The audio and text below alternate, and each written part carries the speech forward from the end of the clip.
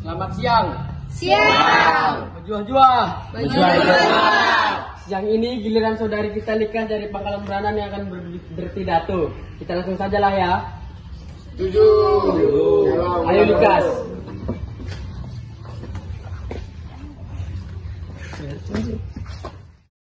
Berjuah-juah.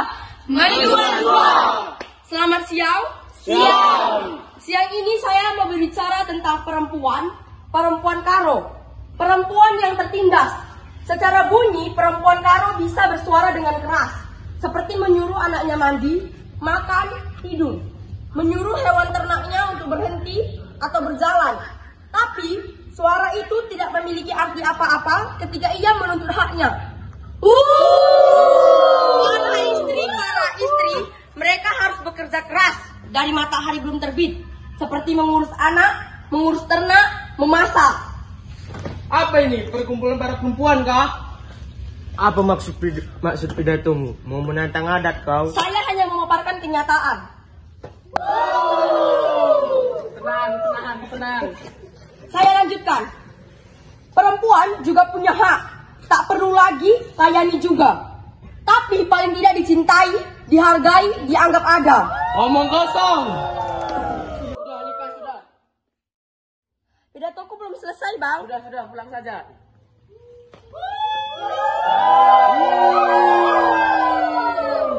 Oi, kurang. Merawang ya, Kam. Liar ya, Kam.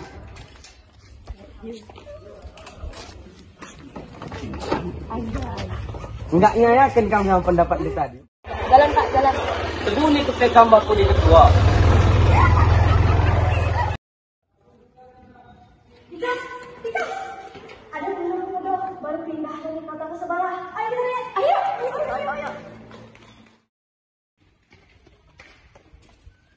Mereka punya dari Medan, Pak. Kita tentara Jepang.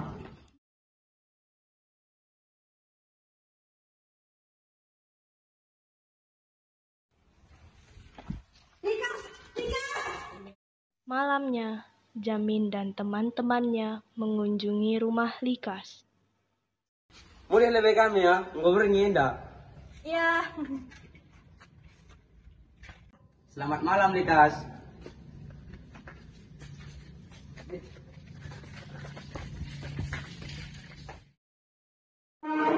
Tidak suka dengan mereka. Apalagi siapa itu yang banyak bicara itu? Jangan ginti. Menghina itu. Padahal dia suka. Kita ini guru. Apa aku salah? Kita belajar Jepang. Mereka itu salah peta. Tuan sadar kalau mereka itu negara Jepang. Mana ada orang kayak jadi mereka. Setiap hari, Jamin mengirimkan surat untuk Likas, tetapi tak pernah ia balas.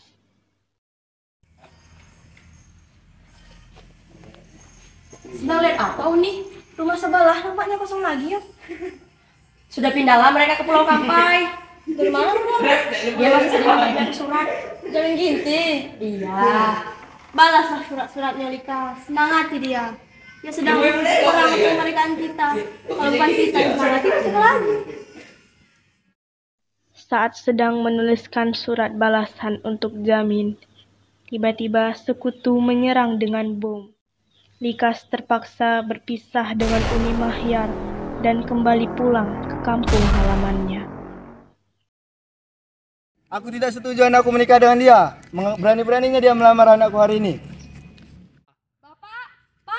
Pak! Berhenti kau, jangan berani-beraninya kau melangkah. Pak! Keluarga Bang Jamin sudah siap. Tahu? Dari aku, mereka sudah sampai di sini. Kenapa kamu yakin? Ya karena aku tahu Bapak akan selalu setuju dengan apa yang aku mau selama aku bahagia, Pak. Kencang gue guru-guru kami yang mengajar-ajar kami penggo, kelala pada biaya karena uang sekolah di Kasenda, mulai dari sen baju, biaya sekolah, uang asrama, meriah pendukung kami, Ibasiem, Ipidokan kami, 1000 batang emas, lalu upah pemindon perjalanan di Kasenda. Mes setuju Gekena? Setuju! Benar ini, Pak. Adik bagaimana masalah?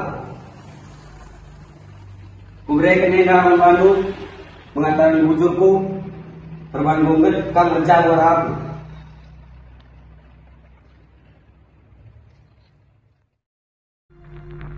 Jakarta, Agustus 1945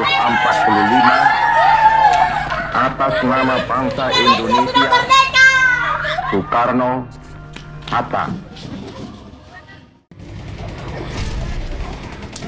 Hai, ada panggilan untuk abang. Macam mana pula ini? Halo. Bang Jamin, Indonesia sudah merdeka. Kita sudah merdeka. Berhenti, kita sudah merdeka. Merdeka. Pada tanggal 19 September 1945 di Surabaya, sekelompok Belanda di bawah pimpinan Mr. Plokman secara diam-diam mengibarkan bendera kebangsaan Belanda. Keesokan harinya, terjadi sebuah aksi heroik menuntut diturunkannya bendera tersebut. Ajar, mereka tidak tahu diri. Kita ini bangsa yang merdeka. Turunkan bendera busuk itu. Turunkan bendera Belanda. Turunkan bendera Belanda. Turunkan bendera Belanda. Tenang, saya akan bicara kepada mereka.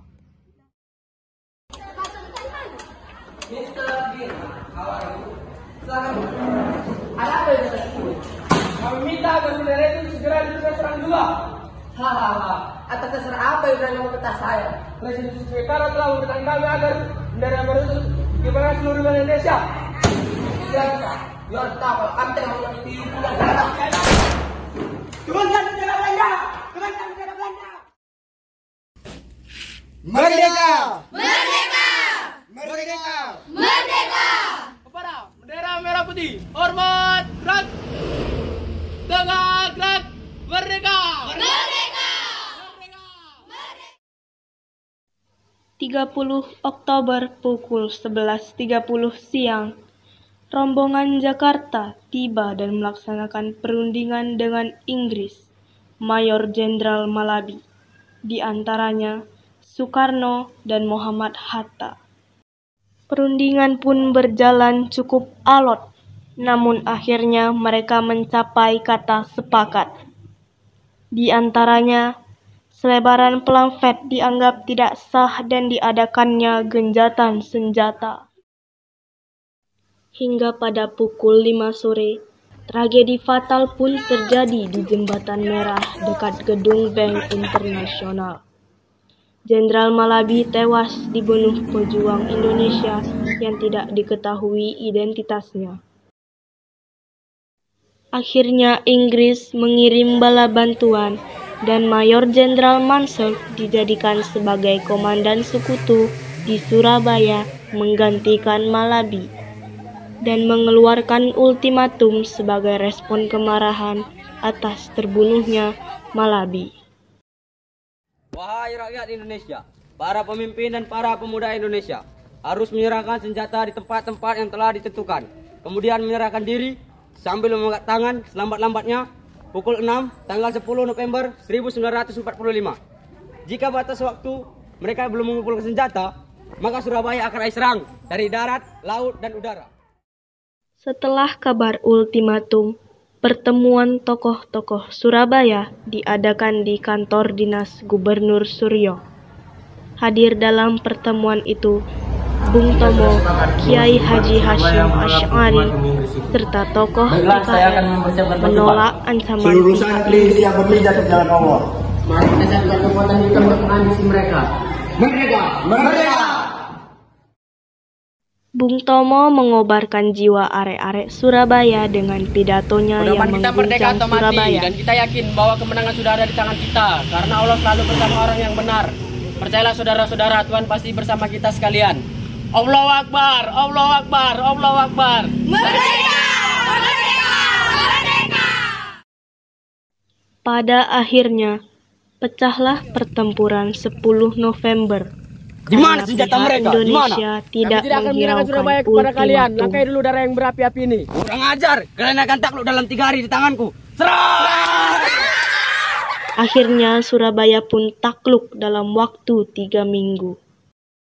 Pada tanggal 30 November 1945, Sepanjang mata memandang, bergelimpangan mayat dari ribuan orang terbujur kaku dan hangus.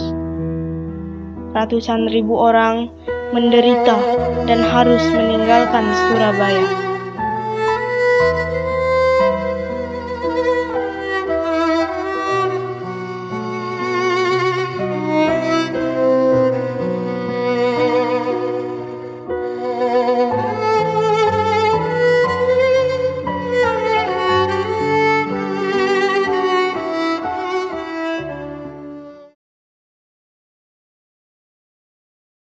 Satu, dua, tiga. Ini adalah gawat. Jangan tawa lo. Tenang.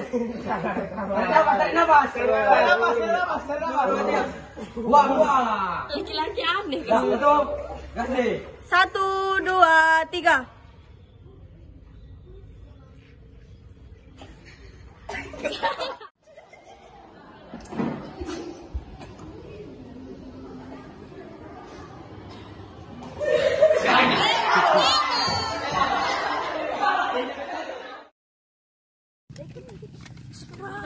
Di mana senjata mereka? Di mana?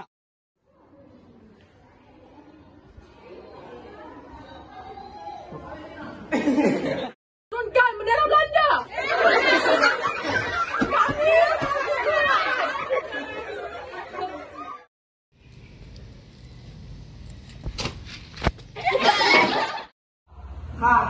Atas dasar apa yang berani membentak saya? Presiden Soekarno telah memerintah kami agar bendera merah putih dikibarkan di seluruh Indonesia. Tidak bisa. You harus tahu kalau kami tidak mengakui hukum dan negara.